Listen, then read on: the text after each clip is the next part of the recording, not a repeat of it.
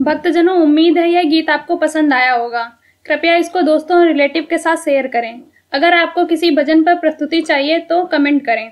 हम आपके लिए इस चैनल पर उस भजन को प्रस्तुत करने का प्रयास करेंगे।